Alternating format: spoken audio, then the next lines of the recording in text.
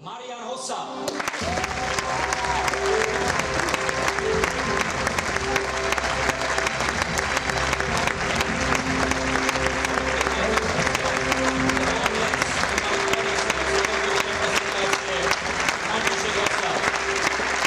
Marián sa stal v minulom roku tretíkrát držiteľom Stanleyho pohára. Víťazná dynastia čiernych jastrabov zo Chicaga pokračuje ďalej. Marián zaznamenal 61 bodov v základnej časti a 4 góly a 13 asistencií pri ceste za tretím prsteňom držiteľa Stanley Cup. Tretie miesto a Marián Hossa. Musíme povedať pravdu, že tešili sme sa, že príde Marika Hossová, mama, ale tak...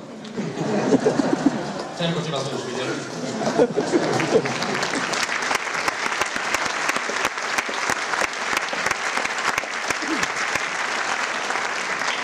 Dámy a páni, prajem pekný, krásny večer.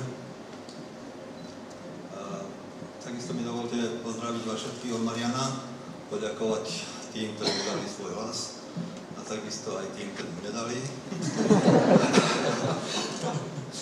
Viete dobre, že Marian je neskutočný hráč, ktorý má pred sebou ešte a chce získať chce byť stále dobrý. Má 5 rokov zmluvy, tak dúfajme, že ešte získa ďalší Stanley Cup a viera konečne najlepšieho športovca.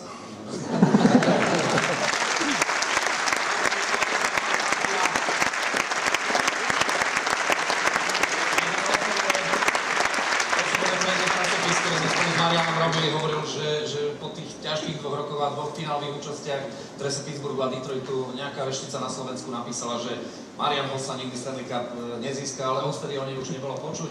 Tretíkrát ho doviezol do Trenčína a boli to naozaj mimoriadne silné momenty. Blahoželám aj k 3. miestu, ocenenie športovec roka aj dnes v Trenčíne, oslava štýlom Vysoký a Lovec.